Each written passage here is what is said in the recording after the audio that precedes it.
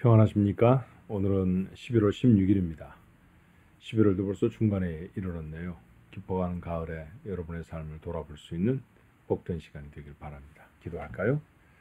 저를 사랑하셔서 늘 은혜를 주시니 감사합니다.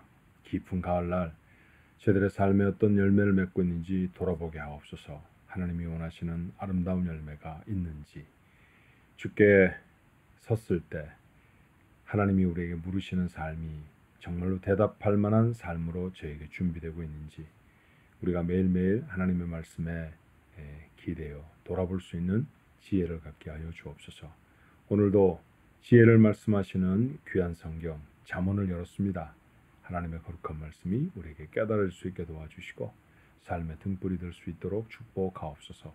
예수님의 이름으로 기도하옵나이다. 아멘. 찬송은 327장입니다. 주님 주실 화평.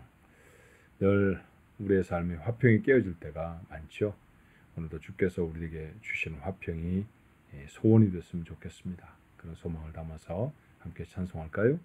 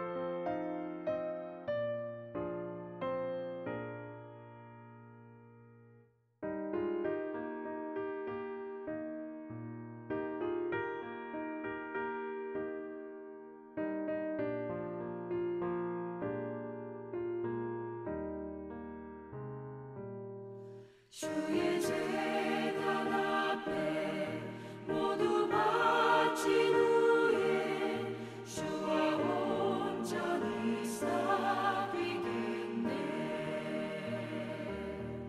주님 주신 기쁨 또한 그의 사랑 어찌 말로 다 형용하랴. 주의 제단에 선 제사 드린 후에 주 내 맘을 주장하니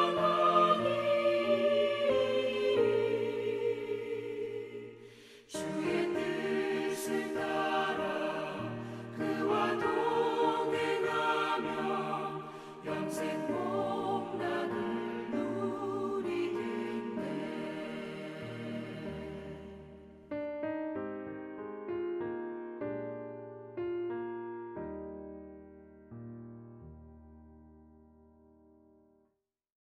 오늘 주신 하나님의 말씀은 잠언 17장 13절로 28절까지의 말씀입니다. 잠언 17장 13절로 28절의 말씀. 우리 한 목소리로 한 절 한 절 천천히 읽어볼까요? 누구든지 악으로 선을 갚으면 악이 그 집을 떠나지 아니하리라. 다투는 시작은 둑에서 물이 새는 것 같은즉 싸움이 일어나기 전에 시비를 그칠 것이니라. 악인이 악인을 의롭다 하고 의인을 악하다 하는 이 두 사람은 다 여호와께 미움을 받느니라. 미련한 자는 무지하거늘 손에 값을 가지고 지혜를 사려 함은 어찌민고. 친구는 사랑이 끊어지지 아니하고 형제는 위급한 때를 위하여 낳느니라. 지혜 없는 자는 남의 손을 잡고 그의 이웃 앞에서 보증이 되느니라. 다툼을 좋아하는 자는 죄과를 좋아하는 자요 자기 문을 높이는 자는 파괴를 구하는 자니라. 마음이 굽은 자는 복을 얻지 못하고 혀가 패역한 자는 재앙에 빠지느니라. 미련한 자를 낳는 자는 근심을 당하나니 미련한 자의 아비는 낙이 없느니라. 마음의 즐거움은 양약이라도 심령의 근심은 뼈를 마르게 하느니라. 악인은 사람의 품에서 뇌물을 받고 재판을 굽게 하느니라. 지혜는 명철한 자 앞에 있거늘 미련한 자는 눈을 땅 끝에 두느니라. 미련한 아들은 그 아비의 근심이 되고 그 어미의 고통이 되느니라. 의인을 벌하는 것과 귀인을 정직하다고 때리는 것은 선하지 못하니라. 말을 아끼는 자는 지식이 있고 성품이 냉철한 자는 명철하니라. 미련한 자라도 잠잠하면 지혜로운 자로 여겨지고 그의 입술을 닫으면 슬기로운 자로 여겨지느니라. 아멘. 구약 성경을 기록 형식에 따라 나누면 세 가지로 나눌 수 있습니다. 하나는 역사서라고 하는 부분이죠. 우리가 성경을 처음 열면 등장하는 창세기, 출애굽기, 레위기, 민수기, 신명기, 이 5권의 성경을 우리는 모세가 기록한 5권의 성경, 그래서 모세오경 그렇게 말합니다. 그 이후에 이어지는 성경 말씀들도 사실은 역사서라고 분류가 되어지죠. 그러니 가장 그 대표적인 말씀이 있다고 하면 사무엘 상하, 이스라엘의 첫 번째 왕이 세워지는 것, 그 다음에 다윗이 왕이 되는 것, 뭐 그런 이야기들이 쭉 기록되어 있죠. 그리고 왕들의 이야기인 열왕기 상하, 역대 상하 이런 것이 대표적인 역사서입니다. 제목처럼 성격은 역사적인 성격을 띠고 있습니다. 두 번째는 시가서라고 하는 성경이 있어요. 욥기, 시편, 잠언, 전도서, 아가 이 5권의 성경을 시가서 그렇게 말합니다. 제목처럼 시로 되어 있는 부분이죠. 물론 욥기는 전체가 시는 아닙니다. 어떤 부분이 시기도 하지만 나머지 시편과 잠언과 전도서와 아가, 우리가 지금 읽고 있는 잠언도 시적인 구성으로 되어져 있습니다. 이것을 시가서 그렇게 말해요. 마지막 하나는 예언서입니다. 아직 경험하지 못한 일에 대한 예언, 그건 세상 끝날에 대한 예언도 있고요. 짧게는 이스라엘 백성들이 경험하던 그 나라, 한 시대의 끝, 그런 것을 예언하는 예언서들이 있습니다. 이사야서, 예레미야서, 다니엘, 심지어는 성경의 맨 마지막 그 책인 말라기서와 같은 것도 모두 다 예언서라고 볼 수 있죠. 그런데 여러분과 지금 나누고 있는 잠언, 시가서에 해당되는 이 잠언은 어떤 목적을 가지고 있을까요? 시가서는 특별히 성도들이 이 땅에 살아가면서 자신들이 체험했던 삶에 대한 고백이라든지 하나님을 향한 간절한 기도라든지 신앙생활을 해나가며 어떻게 하는 것이 하나님이 원하시는 아름다운 신앙의 삶인지를 교훈하는 그런 말씀드립니다. 자, 잠언의 목적도 그랬죠. 기억하실지 모릅니다만 잠언 1장 1절로 6절의 말씀은 이런 말씀이에요. 다윗의 아들 이스라엘 왕 솔로몬의 잠언이라. 이는 지혜와 훈계를 알게 하며. 그렇죠. 이 책을 잘 읽으면 지혜와 훈계를 알게 된다. 명철의 말씀을 깨닫게 하며 지혜롭게, 공의롭게, 정의롭게, 정직하게 행할 일에 대하여 훈계를 받게 하며 어리석은 자를 슬기롭게 하며 젊은 자에게 지식과 근신함을 주기 위한 것이니 지혜 있는 자는 듣고 학식이 더할 것이요 명철한 자는 지략을 얻을 것이라. 잠언과 비유와 지혜 있는 자의 말과 그 오묘한 말을 깨달으리라. 예, 잠언 열심히 잘 읽으면, 잠언의 이 말씀들을 잘 새기면 그러면 지혜로운 자가 되어진다라고 하는 말씀이죠. 지혜로운 사람이 되게 하기 위한 교훈이 잠언입니다. 그런데 우리가 보통 세상에서 말하는 지혜로운 사람과 오늘 잠언이 말하고 있는 지혜는 조금 달라요.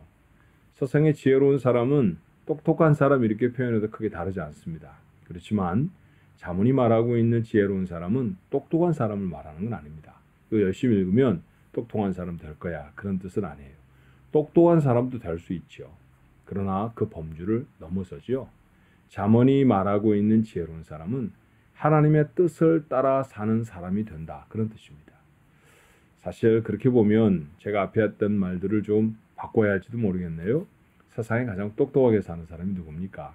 이 세상을 지으신, 천지의 모든 질서를 지으신 하나님의 뜻을 쫓아 사는 사람입니다. 물론 세상적인 의미에서의 똑똑함과는 다르겠습니다만 우리는 그런 지혜를 추구하는 사람이 되어야 하죠. 그래서 우리에게 잠언은 매우 중요한 말씀입니다. 자, 오늘 여러 가지 말씀이 있는데 몇 절의 말씀을 보면요, 우리가 좀 생각할 만한 것이 있죠. 특별히 반복해 나타나는 말씀들에 좀 주목할 필요가 있어요. 어떤 문단 가운데서 같은 단어가 자꾸 반복이 된다고 하면 뭘까요? 누군가가 어떤 사람에게 편지를 보냈습니다. 근데 그 가운데 사랑합니다, 사랑이 제 마음속에 있습니다, 계속해서 사랑이라는 말들이 반복되어진다고 하면 사랑을 전하기 위한 편지라고 할 수 있죠. 그런데 만약 어떤 편지에 돈이라는 단어가 자꾸 나온다고 하십시다. 그러면 그 사람이 돈에 대한 관심이 있다는 거죠.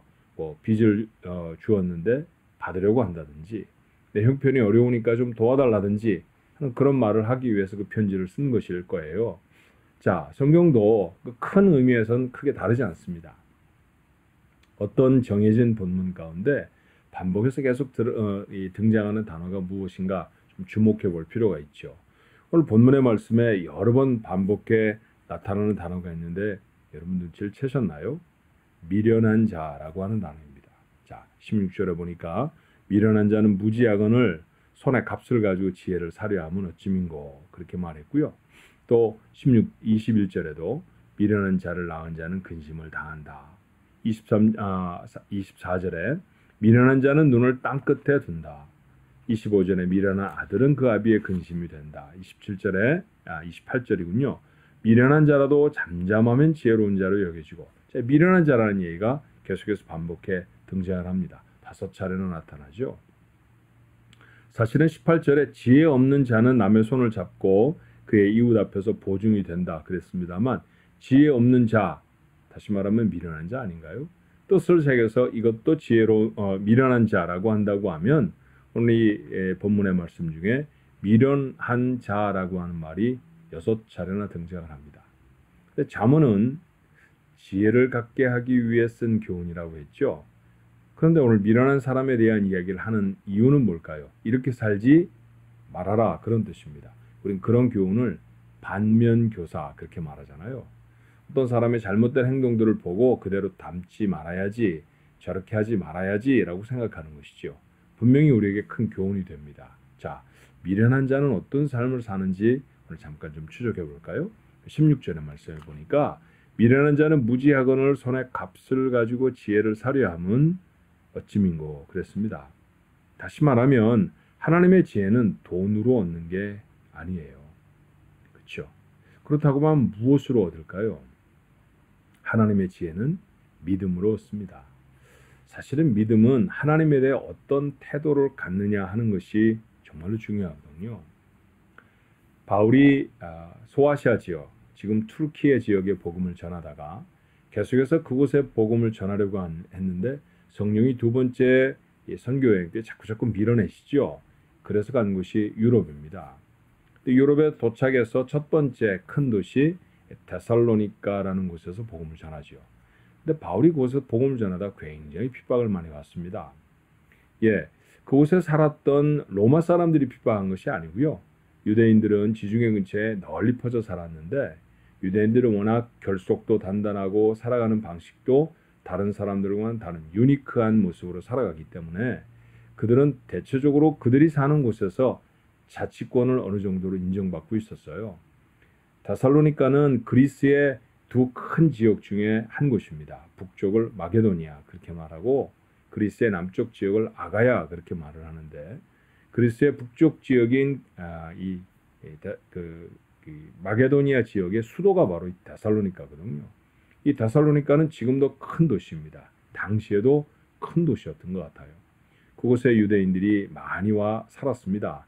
그들은 유대인 공동체를 형성했고 회당을 짓고 아까 말씀드렸던 것처럼 어느 정도 제한적인 자치권도 가지며 살았거든요. 그런데 갑자기 유대인 중에 하나였던 바울이라는 사람이 오더니 예수 그리스도를 믿어야 구원받는다고 율법을 지켜서 구원받는 게 아니라고 말을 하니까 발끈하게 되는 것이죠. 그래서 핍박하기 시작합니다. 근데 그 핍박이 대단히 극렬했어요. 많은 유대인들은 사실 구약 성경을 알고 있었기 때문에 구약 성경을 기본으로 해서 복음을 전했던 바울의 말을 듣고 예수 그리스도를 구주로 영접한 사람이 적지 않았습니다. 데살로니가에 그런 사람들이 많았죠.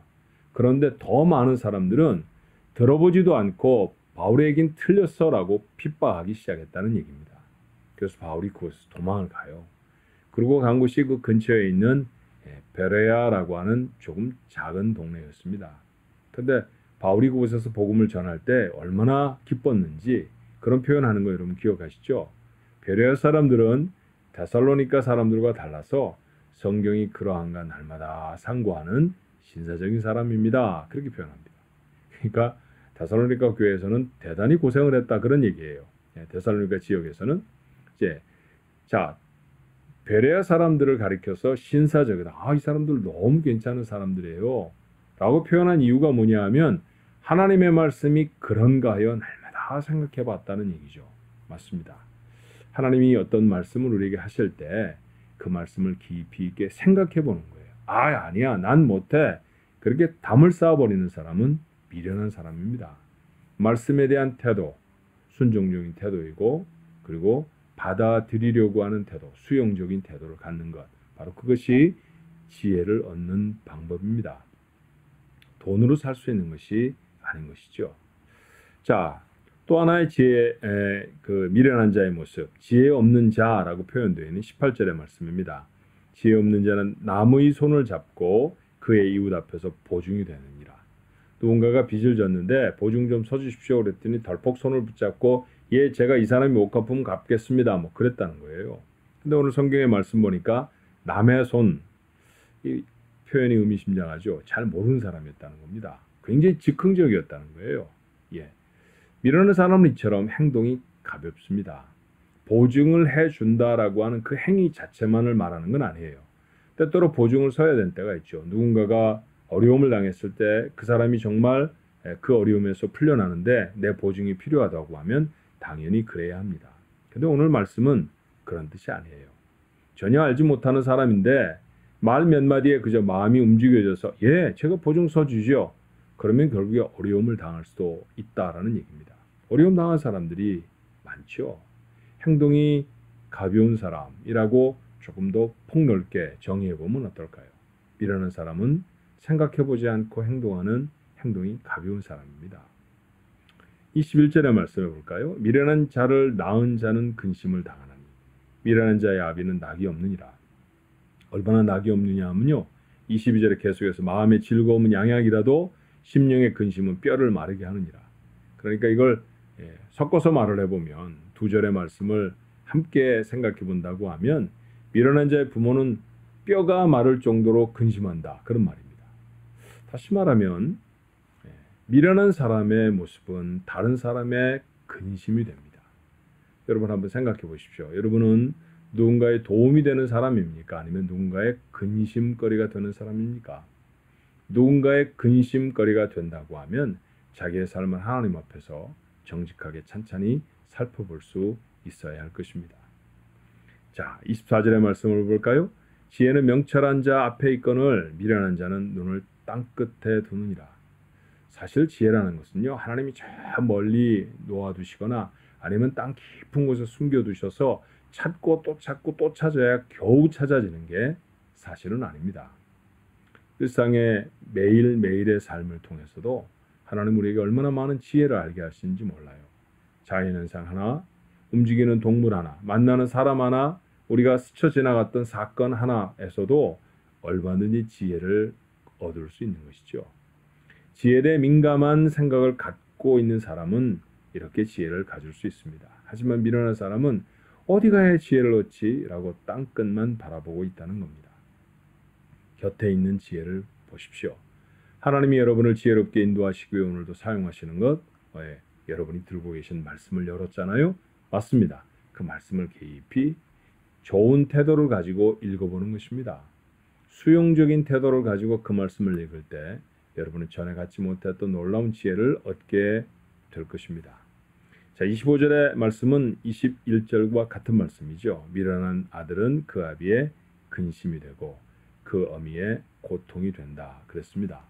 자, 28절의 말씀에 보면 미련한 자라도 잠잠하면 지혜로운 자로 여겨지고 그의 입술을 닫으면 슬기로운 자로 여겨지느니라 라고 말합니다.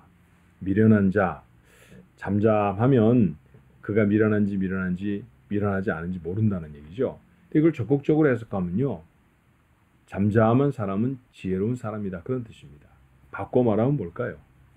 미련한 사람은 말을 함부로 하는 사람입니다. 말하는 게 급하죠. 급하게 말을 하고 아무 말이나 하고 이러는 사람은 미련한 사람이라고밖에 볼 수가 없어요. 보통 여자들은 하루에 한 3권 정도의 책을 쓸 분량의 말을 한다고 해요.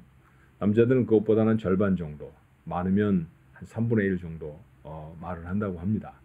근데 책 한 권에 담을 만큼의 말을 한다는 것도 사실은 적은 말은 아니죠. 그렇게 많은 말을 하지만 그 말이 주의 깊지를 못해서 우리의 삶에 어려움을 갖는 경우가 얼마나 많은가요? 오늘도 하나님의 말씀 우리에게 말합니다. 말을 할 때 지혜로운 자가 되어져야 한다. 말을 할 때 깊이 생각하고 해야 한다. 라고 하는 말씀입니다. 미련한 자라고 하는 표현으로 말씀을 했습니다만 이것과 정반대로 살아가면 그러면 지혜로운 사람이 될 수 있죠. 그렇죠? 지혜는 돈으로 살려고 하는 것이 아닌 사람. 지혜는 섣불리 행동하지 아니하는 사람. 지혜로운 사람은 다른 사람의 근심거리가 되지 아니하는 사람. 지혜로운 사람은 자기의 가장 지근거리에서 지혜를 찾으려고 하는 사람. 지혜로운 사람은 행동뿐만 아니라 말도 함부로 하려고 하지 않는 사람. 지혜로운 사람이 되십시다. 그래야 하나님이 주신 마음의 기쁨과 즐거움이 있습니다. 우리 가족들 모두의 삶이 그런 삶이 되기를 바랍니다. 기도할까요? 하나님, 주신 시간을 살아가고도 어떤 때는 정말 힘겨운 하루가 될 때도 있고요. 어떤 때는 하루가 정말 기쁘고 즐거울 때도 있습니다. 차이가 무엇이었을까요? 지혜롭게 살았던 하루는 우리에게 풍요로움을, 우리에게 큰 기쁨을, 큰 성취감을 줍니다. 그러나 지혜롭지 못하게 살았던 하루는 또 다른 하루에 근심이 더해지는 그런 일이 되어지고 말죠. 하나님, 지혜롭게 살게 하옵소서. 잠언을 쭉 묵상하는 동안에 이 지혜를 우리의 가슴에 담을 수 있는 우리 가족들 모두가 되게 하시길 원합니다. 오늘도 말이나 행동에 관해서 또 우리가 지혜에 대한 태도에 대해서 하나님의 말씀을 어떻게 받아들이는가에 대해서 잠깐 생각해 보았습니다. 오늘 이 매일 예배에 참여하는 우리 모두가 다 지혜로운 사람이 되어지게 하옵시고 오늘 하루를 살아갈 때 그런 지혜로운 삶의 모습이 되어져서 아버지 하나님이 원하시는 기쁨의 하루가 되게 하여 주옵소서. 자리에 누울 때 참 잘 살았다. 하나님 허락하신 은혜가 정말로 내게 커서 오늘 기쁜 하루였다 라고 회고할 수 있는 복된 시간이 되게 해 주시옵소서. 예수님의 이름으로 간절히 기도하옵나이다.